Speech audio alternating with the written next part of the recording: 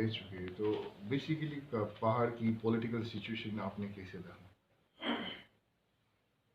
पहले तो मैं बता दूं कि राजभवन दार्जिलिंग मेरा कार्यालय है। यहाँ के हालात की जानकारी जब से राज्यपाल बना हूं मेरे को मिलती रही है। जितने ज्ञापन आए हैं उनका मैंने गहन अध्ययन किया है। यहाँ आकर मैं सब लोगों से मिल रहा हूँ। इंटेलेक्चुअल्स हैं, सोशल एक्टिविस्ट हैं, एनजीओज हैं, सिविल सोसाइटी के लोग हैं, पॉलिटिकल पार्टीज के लोग हैं। उन्होंने कुछ बातें मुझे बताई हैं।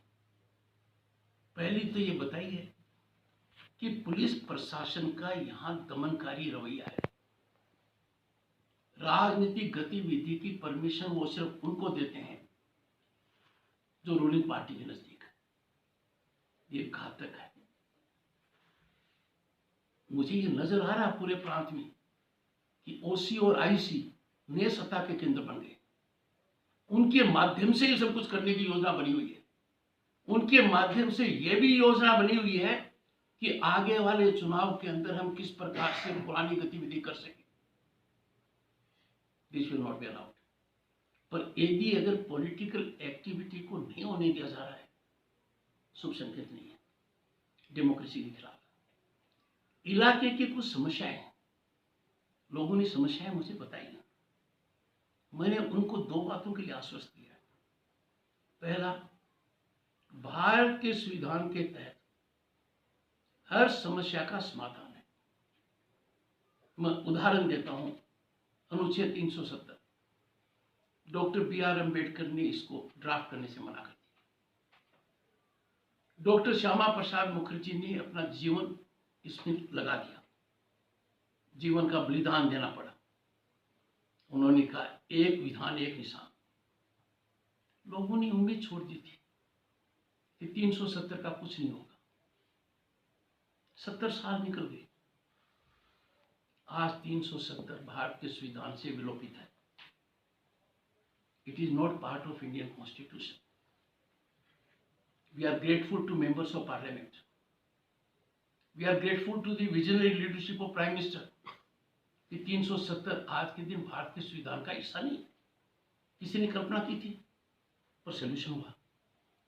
राम मंदिर का मुद्दा लीजिए, लंबी समस्या थी, लोग इंतजार कर रहे थे, कोर्ट से होगा, कानून से होगा, ऑर्डिनेंस से होगा।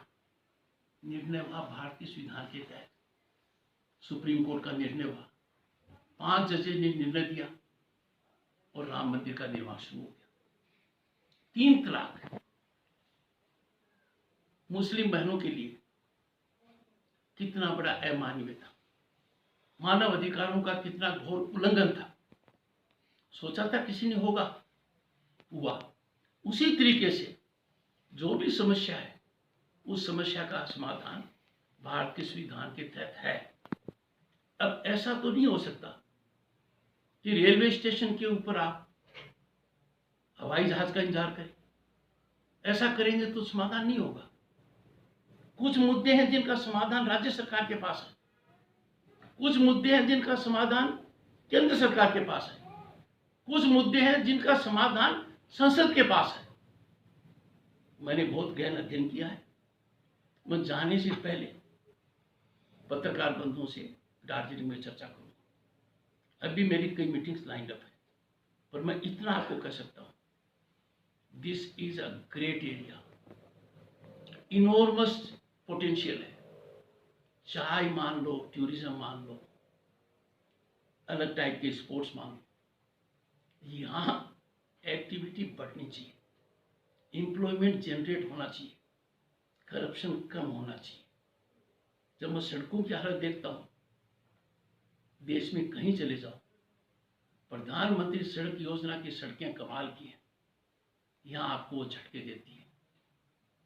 जरूर कहीं न कहीं कुछ गड़बड़ है, उन सब का ध्यान दिया जाएगा। तो दार्जिलिंग की वो जो समस्या है अलग, या जो कह रहा हूं उसको समझिए। समस्या कितनी ही क्लिष्ट हो, चाहे अनुच्छेद 370 जैसी हो, उसका समाधान भी भारत के संविधान के तहत है। तो कोई ऐसी समस्या नहीं है जिसका समाधान भारत के संविधान के तहत नहीं है। उसमें राज्यपाल की क्या भूमिका हो सकती है? उस हवन में यदि अगर मुझे कुछ आहुति देनी पड़ेगी दूंगा, पर मैं लोगों से गुजारिश करूंगा, प्रजातांत्रिक व्यवस्था बड़ी मुश्किल से मिली है। लाखों लोगों ने सैक्रिफाइस किए, खून पसीना दिया, जीवन का बलिदान दिया, उसमें गिरावट नहीं होनी चाहिए। निष्पक्षता से, निर्भीक तरीके से, बिना किसी डर के, बिना प्रभावित हुए, अपने विवेक से अपने मत का उपयोग करेंगे तो ही प्रजातांत्रिक व्यवस्था फूलेगी फूलेगी। प्रजातांत्रिक व्यवस्था को जो भी कंप्रोमाइज करने की कोशिश करेगा, आपका राज्यपाल उसके बीच में आएगा। I will ensure, I will do everything under the sun to make it possible कि चुनाव फ्री और फेयर हो। चुनाव आयोग का दायित्व है, पर राज्यपाल का दायित्व है कि भारत के संविधान को बचाए। यदि चुनाव निश्चित रूप से नहीं होंगे, ढंग से नहीं होंगे, ट्रांसपेरेंटली नहीं होंगे, फेयरली नहीं होंगे, फ्रीली नहीं होंगे, उसमें पुलिस की दखलंदाजी होगी, उसमें पुलिस सरकार की मदद नहीं करेगी, रूलिंग पार्टी के पॉलिटिकल वर्क की तरह करेगी, तो फिर हम प्रजातांत्रिक व्यवस्था के ऊपर कालिख लगा देंगे। ये हमारे लिए अच्छा शुभ संकेत नहीं है। ऐसा नहीं होना चाहिए। मेरा प्रयास रहेगा ऐसा न हो। सर, आपके ऊपर तृणमूल कांग्रेस ने आरोप लगाया कि आप गवर्नर की तरह नहीं, बीजेपी की प्रवक्ता की तरह बातें कर रहे हो यहाँ पर आकर, तो इस पर आप क्या कहेंगे? आपको लगता है ऐसा हो रहा है? जो यहाँ पर हुआ उसको सही मानते हैं? क्या जिलाधीश को नहीं होना चाहिए था? क्या एसपी को नहीं आना चाहिए था? राज्यपाल एक वाइस चांसलर को बुलाता है, वो नहीं आना चाहिए था? Some people have lost their balance. आपका राज्यपाल जो भी करता है लिखित में करता है, जवाब दें, बताएं। राज्यपाल को पोस्ट ऑफिस मानना, राज्यपाल को रबर स्टैम्प मानना, यह मान लेना कि राज्यपाल तो बच्चों के दोस्त बनता है, फीट ऑफ क्ले है। सत्ता के गलियारों में कौन कौन घुस गए हैं? हाथ जोड़कर पत्रकार बंधुओं से कहता हूं, आंखें खोलो, रिपोर्ट करो, क्या सरकारी तंत्र का हाल हो गया है? It is hostage to home? आपको सब पता नहीं है क्या? कितना आसान है कहना, प्रांत में क्या हो रहा है, किस पराकाष्ठा पर पहुंच गए हैं। मैं जो आपको बता रहा हूं वो टिप ऑफ आइसबर्ग है। मैं घबराता हूं आपसे सब बातें बताते हुए, जो खेल प्रांत में हो रहा है। किसी भी सभ्य समाज में, किसी भी डेमोक्रेटिक नेशन में, किसी भी society govern by rule of law इस प्रकार का भयानक काम नहीं हो सकता। कल्पना करते हैं लोग कि ऐसी कॉन्स्पिरेसी भी हो सकती है। इतने दिलेर हो गए कि कानून तक की परवाह नहीं है। इतना ही बताना चाहता हूं, जिन लोगों ने कानून को चुनौती दी है, डेमोक्रेसी को खत्म करने का प्रयास किया है, वो खुद खत्म हुए हैं। सर, अभी बाढ़ का सिचुएशन जो है उसके बारे में क्या बोलना चाहेंगे? वो तो बोल सका बेटा। अच्छा, मैं एक क्वेश्चन पूछूं। कल पूछो। सर, परमानेंट पॉलिटिकल सॉल्यूशन के ऊपर क्या होना चाहिए? मैंने बताया ना जी। इस विषय पर मैं कह चुका हूँ, बोलिए। सर, नहीं, वो तो कल क्या- आपने कह रहे थे जो नॉर्थ बंगाल, जो फार ऑफ बंगाल, तो बंगाल से दूर नॉर्थ बंगाल का जो पार्ट आप बोल रहे थे कल आपका जो दूरबीन का विजिट में, नॉर्थ बंगाल जो बंगाल थोड़ा फार मैंने फार है, ये नहीं कहा मैंने। एक्चुअली नॉर्थ बंगाल को लेकर कुछ आप लोग की तरफ नहीं। नॉर्थ बंगाल मेरे दिल में है। नॉर्थ बंगाल आकर मैं अत्यंत प्रसन्न हूं। नॉर्थ बंगाल में असीम संभावनाएं हैं। नॉर्थ बंगाल में जो डेवलपमेंट होना चाहिए उसमें और बढ़ोतरी होनी चाहिए। North Bengal must be education hub. North Bengal should be hub for medical facilities, tourism. ये है मेरा मन कितना दुखी होगा मैं बताऊं। पूरे प्रांत के किसानों के साथ कितनी बदसलूकी है। पूरे देश में किसानों को कितना मिल चुका है। हर साल 6,000 रुपये, 12,000 रुपये हर किसान को मिल चुका है। पश्चिम बंगाल के 70 लाख से ज्यादा किसानों को नहीं मिला। कितना नुकसान हुआ? 8,400 करोड़ का। क्यों नहीं हुआ? राज्य सरकार ने टकराव किया, जानकारी नहीं दी। राज्यपाल चिंतित है। यहां के किसानों को मिलता, पूरे प्रांत के किसानों को मिलता। देश में 52,000 करोड़ रुपए मिल चुके हैं। हमारे राज्य की भागीदारी क्यों नहीं है? 8,400 करोड़ को छोटी रकम नहीं है। किसान के पास जाती तो कृषि व्यवस्था के अंदर बढ़ोतरी होती। तो डायरेक्ट की बात कर रहा हूं मैं, सीधा उनके अकाउंट में जाता, बिना मिडिल मैन के जाता, बिना इंटरमीडिएट के जाता, बिना कट के जाता, सीधा अकाउंट में पहुंचता। नहीं दिया। किसान के पेट पर लात मारना, राज्यपाल को दुख नहीं होगा क्या? मैंने बहुत आगाह किया है। आखिर में सरकार 20 महीने बाद जागी और कहा कि ये पैसा हमको दे दो। व्यवस्था के साथ कितना बड़ा बदसलूकी है। सीधा तो आपको पैसा मिल रहा है, आपके अकाउंट में मिल रहा है, मैं कहूं मेरे माध्यम से दो। Why should government be an agent? ये मैंने कहा है, आई हैव रिटन इट। जवाब नहीं आता है। अब एक नया रास्ता कर लिया है। ACS home is playing with fire. उनको चिट्ठी दी हुई है पहले से। राज्यपाल के साथ इतना बड़ा कुकृत्य करना, पब्लिक डोमेन में करना, और फिर भी वो समझ लें कि उनका आचरण सही है। I don't agree. मैं मानकर चलता हूं प्रांत के पत्रकार बहुत नाजुक मौका है। आपकी दिक्कत समझता हूं, आपकी परेशानियां समझता हूं। मुझसे जो प्रश्न करते हो और उसे नहीं कर सकते, पर गुजारिश करूंगा ऐसा काम मत कीजिए कि लोग ये कहें कि पत्रकारों ने डेमोक्रेसी को फेल कर दिया। आप बहुत से प्रश्न मेरे से पूछते हैं, जवाब आपके पास है। सत्ता का केंद्र कौन है, एक्स्ट्रा कॉन्स्टिट्यूशनल अथॉरिटी कौन है, भ्रष्टाचार कितनी प्रकाष्ठा के ऊपर है, पुलिस क्या कुछ नहीं कर रही है, सब आपको पता है। मेहरबानी करके थोड़ी सी हिम्मत भारत के संविधान को मजबूत करने में भी लगाइए। उन लोगों को याद कीजिए जिन्होंने आजादी के यज्ञ में अपने जीवन की आहुति दी थी। आपको तो कुछ प्रयास ही करना है। राज्य का मानव अधिकार क्या कहता है? I am on ventilator. उसकी चेयरमैन कौन है? कलकत्ता उच्च न्यायालय के पूर्व chief justice. I don't find ripple in the media. तो यदि अगर मीडिया डर गया, जो नहीं डरा हुआ है आप कह सकते हो, कह नहीं पा रहे हो मेरे को। Please awake. At stake is democracy. Object is to save the democracy, to organize performance in accordance with the Constitution. Democracy is fully threatened. Every facet of democracy is under challenge. You must have seen the governor is here. I can't see any worthwhile official around. When a minister comes, chief minister comes, you would have seen they are dancing to the tune.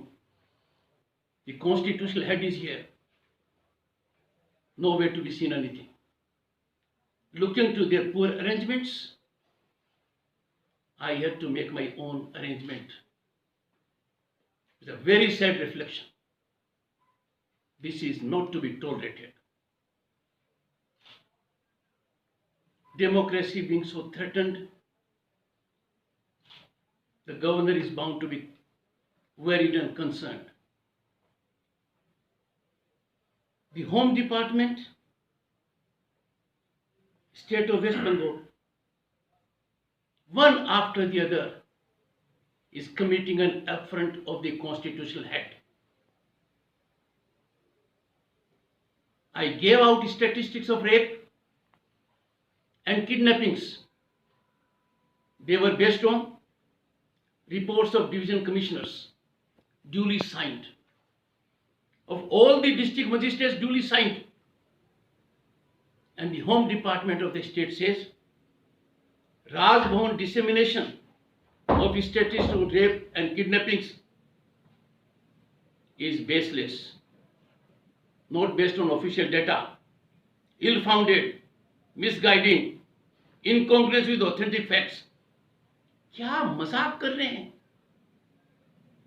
Division commissioners की sign reports को मुख्यमंत्री को चिट्ठी लिखी, ACS home को message किया, कुछ नहीं किया। We are landing in lawlessness, anarchy, और प्रांत में जो खेल हो रहा है घिनौना, वो प्रजातंत्र के लिए बहुत बड़ी चुनौती है। मुझे कहने में कोई संकोच नहीं है कि सरकार पुलिस क्रचेज पर चल रही है।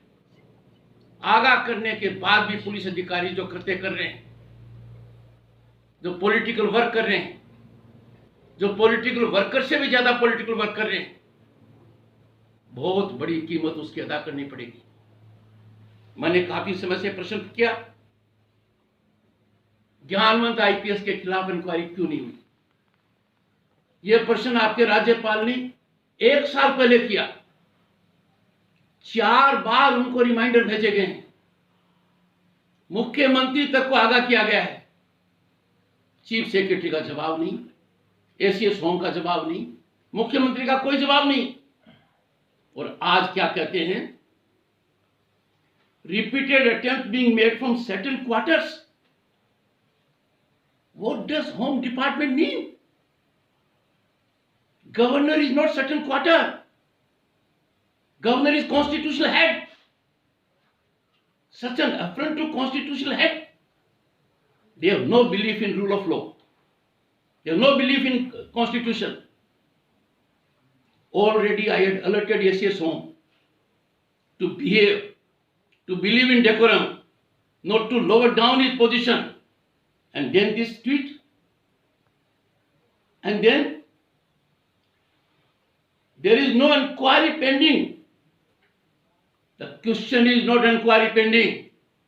The governor has asked in writing more than a year back, in pursuance to the Supreme Court directive, what has happened to the inquiry which was to be initiated, what step has been taken, and there is more issue on that. Why there is no response to the communication of the governor from the chief minister? I am here to defend Indian Constitution, protect and preserve Indian Constitution. I will not tolerate its dilution. I can tell you I am not sharing certain things with the media. They are too sensitive. That what is happening in the state is shocking. Conspiracies to deal with those who are dealing with law, that can't be allowed. The long arm of law will reach everyone. पता नहीं इतना खतरनाक खेल जो प्रांत में हो रहा है, सरकारी तंत्र राजनीति से प्रभावित होकर उसका हिस्सा बन गया है। पुलिस अधिकारी रूलिंग पार्टी के वर्कर्स से भी ज्यादा एंथुसियास्टिक वर्कर्स हो रहे हैं। ये कानून से खिलवाड़, आई कैन अश्योर यू, बहुत महंगा पड़ेगा। कुछ लोगों की मदद ले रहे हैं जो पहले पद पर थे, अब पद पर नहीं है। मैंने प्रश्न किया है, क्या डीजीपी पुलिस का बॉस है या उसका बॉस कौन है? क्या चीफ सेक्रेटरी एग्जीक्यूटिव हेड है ब्यूरोक्रेसी का या उसके ऊपर कोई बॉस है? राज्यपाल बार बार पूछता है स्टेट सिक्योरिटी एडवाइजर का ऑब्लिगेशंस क्या है? कोई नहीं बता पा रहा है। 2018 मिनट से वो पद पर है। क्या कार्यकलाप कर रहे हैं, क्या ऑब्लिगेशंस हैं? रीना मित्रा फरवरी 2019 से है। What are her terms and conditions? No one is telling the governor to play fire with democracy, not to deal with the constitutional head as per constitution, are all indicative that there is no belief in the Indian constitution. And that is something which I cannot tolerate. I cannot countenance. Police अधिकारियों की इतनी मर्जी हो जाए कि कानून को तिलांजलि देकर, कानून को इग्नोर कर राजनीतिक इशारे पर कठपुतली बन जाएं, चाहे जिसकी सिक्योरिटी विड्रॉ कर लें। क्या सिक्योरिटी कोई पॉलिटिकल बेट है? क्या सिक्योरिटी क्विड प्रो क्वो है? सिक्योरिटी बहुत रैशनल कंसिडरेशन में दी जाती है, सोच समझ कर दी जाती है। सिक्योरिटी विड्रॉ की जा सकती है, उसके मापदंड होते हैं, उसका राजनीतिक मापदंड नहीं हो सकता। सरकारी तंत्र का पूरा राजनीतिकरण हो गया है और राजनीति का पूरी तरह से अपराधीकरण हो गया। पुलिस प्रशासन पूरी तरह से पॉलिटिकल पार्टी की विंग बन गया है। राज्यपाल के लिए चिंता का विषय है। आज मैं राज्य के प्रशासन और पुलिस को आगाह भी करना चाहूंगा और गुजारिश भी करना चाहूंगा, कानून के रास्ते से मत भटकिए, संविधान को तिलांजलि मत दीजिए। ऐसा करना बहुत घातक है, इसके दूरगामी दुष्परिणाम निश्चित होंगे। पुलिस की हथकड़ी, पुलिस का डंडा, पुलिस की कार्यवाही कानून के हिसाब से होनी चाहिए, राजनीति से प्रेरित नहीं होनी चाहिए। Friends, situation is very very explosive. हालात तो यह है कि राजनीतिक रोटी सेकने के लिए हफ्ते में 7 दिन होते हैं ना, 7 दिन की छुट्टी कर सकते हैं, साल में 365 दिन की छुट्टी कर सकते हैं। विज्ञापन के माध्यम से प्रशासन नहीं चलता है। मैं जैसे हिल्स में आया हूं, जीटीए का ऑडिट नहीं होना कितनी खतरनाक बात है। 20 साल तक 100 से ज्यादा पंचायतों में चुनाव नहीं होना कितनी भयानक स्थिति है। यह प्रजातांत्रिक व्यवस्था पर कुठाराघात है। मैंने कहा जीटीए का ऑडिट होगा, दूध का दूध, पानी का पानी होगा। अनियमितताएं यदि पता लगेंगी तो एक्शन लिया जाएगा। ऐसा नहीं हो सकता। ऑडिट क्यों होता है? ताकि पता लगे सरकारी धन का उपयोग सही तरीके से हुआ है, जन कल्याण के लिए हुआ है, जिस काम के लिए धन का उपयोग होना चाहिए उसी के लिए हुआ है, उसमें कोई कोताही नहीं बरती गई है, उसका कोई लीकेज नहीं है, उसमें कोई भ्रष्टाचार नहीं है, उसमें कोई कटमनी नहीं है। पर ऑडिट ही नहीं होना। 2017 के बाद जीटीए क्या है? सरकारी विभाग बना दिया। ऐसा नहीं होना चाहिए था। इन सब बातों को देखकर मैं बहुत चिंतित हूं। सरकार को बहुत आगाह किया है कि प्रांत में संविधान करीब करीब कोलैप्स हो गया है। मुख्यमंत्री को पत्र लिखकर बताया गया है, पत्र का जवाब नहीं देते। अब एक रास्ता निकाल लिया कि होम डिपार्टमेंट ट्वीट कर देगा और राज्यपाल को कह देगा सम क्वार्टर्स। यहां तो आपने देख ही लिया है। कभी देखा आपने किसी मंत्री को होते हुए कैसे लोग कलेक्टर एसपी खड़े रहते थे? देखा नहीं आप लोगों ने? चीफ मिनिस्टर होते हैं तो चीफ सेक्रेटरी के साथ आ जाते हैं। This can't be tolerated. These district officials have miserably failed to organize visit of the governor in a befitting manner. मेरा मन था कि मैं टेलो पार्क के अंदर जाऊं, पहले कह दिया सब ठीक है, फिर कहा सब रिपेयर हो रहा है। क्या मजाक हो रहा है? At any cost, whatever it may take, there can be no dilution of democracy. At any cost, I am committed that governance in the state shall be only in accordance with Constitution, in accordance with rule of law. और पिछले कुछ दिनों में police प्रशासन की जो गतिविधियां हैं वो सबको शर्मसार करने वाली है। I don't want to share the details, but I can hold out an assurance to you. जो भी लीग से अलग हटेगा, कानून से दूर जाएगा, संविधान को नहीं मानेगा, दुष्परिणाम निश्चित रूप से भुगतने पड़ेंगे।